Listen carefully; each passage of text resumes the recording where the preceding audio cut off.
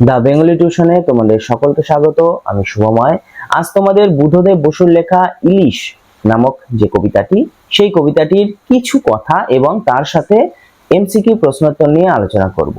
প্রথমে আমরা দেখে নেব এই কবিতাটির মূল যে কাব্যগ্রন্থ, সেই কাব্যগ্রন্থের নাম, তারপর দু চারটি কথা, বুদ্ধদেব বসু সম্পর্কেও দু একটি কথা, এবং সবশেষে থাকবে এমসিকিউ প্রশ্নোত্তর। চলো তাহলে শুরু করছি। উৎস উৎস হলো এটি দময়ন্তী কাব্যের অন্তর্গত। তাহলে উৎস দময়ন্তী কাব্য। আমরা মূল কথা অর্থাৎ কিছু কথা বলবো এখান থেকে। চতুর্দশপদী কবিতা ইলিশ একটি ভিন্ন স্বাদের কবিতা। এ কবিতায় ভোজন রসিক বাঙালির জিভে জল আনে না, বরং নদীর নিবিড়তম উল্লাসের মৃত্যুর পাহাড় অজান্তেই এক সম্পূর্ণ অচেনা ব্যথায় পাঠক হৃদয়কে ব্যথিত করে। যুগ যুগ ধরে বাঙালির রসনা তৃপ্তিতে ইলিশের এই আত্মবলিদান এবং ইলিশ ধরা মাঝিদের এক নগ্ন দরিদ্র পীড়িত রূপ পাঠককে আরও একবার ভাবিয়ে তোলে। এখানে কবি বুদ্ধদেব বসু বাস্তবের তুলিকে করুণ রসের রঙে ডুবিয়ে নিয়ে বাঙালির দৈনন্দিন জীবনযাত্রার পরিচিত ছবিকেই নতুন করে এঁকেছেন। বুদ্ধদেব বসু ছিলেন ইংরেজি সাহিত্যের যশস্বী লেখক। জীবনের শেষ পর্বে তিনি ছিলেন যাদবপুর বিশ্ববিদ্যালয়ের তুলনামূলক সাহিত্যের অধ্যাপক। সেকালের বিখ্যাত প্রগতি ও কবিতা পত্রিকার সম্পাদকও তিনি ছিলেন। তিনি আমেরিকা, ইউরোপের বিভিন্ন বিশ্ববিদ্যালয়ে সাহিত্য বিষয়ে বক্তৃতা দিতে গিয়েছিলেন। তিনি সাহিত্যের সকল শাখায় পারদর্শিতা দেখিয়েছিলেন। কথা সাহিত্যিক প্রতিভা বসু ছিলেন তার স্ত্রী।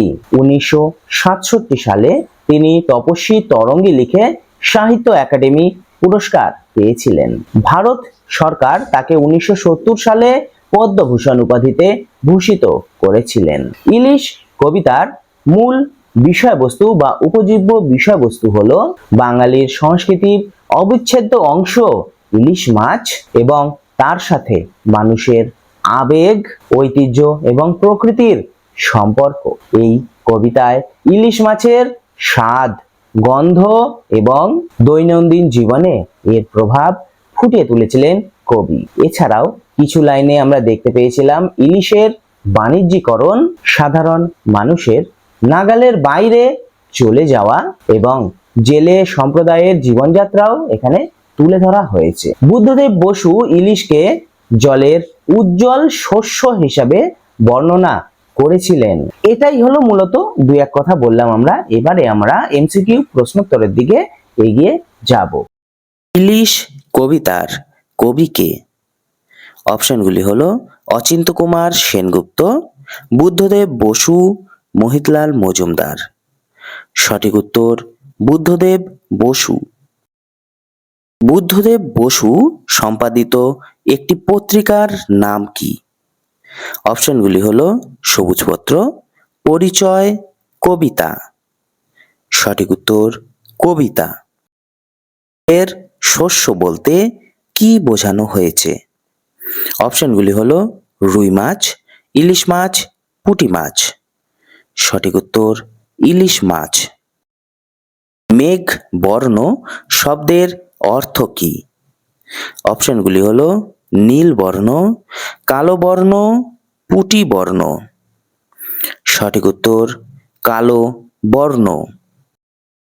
আকাশে ড্যাশ এলো। অপশনগুলি হলো বর্ষা, মেঘ, ঝড়। সঠিক উত্তর বর্ষা।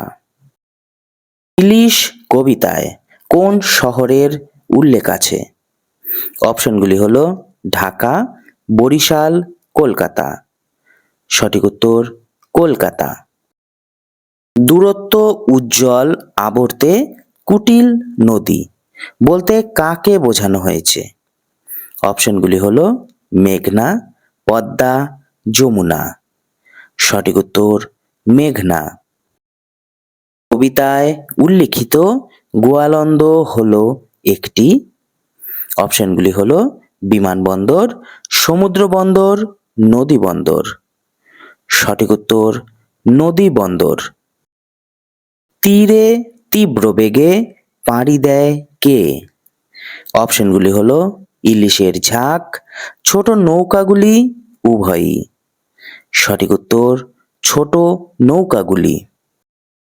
নদীর নিবিড়তম উল্লাসের মৃত্যুর পাহাড়, কাদের মৃত্যুর কথা বলা হয়েছে?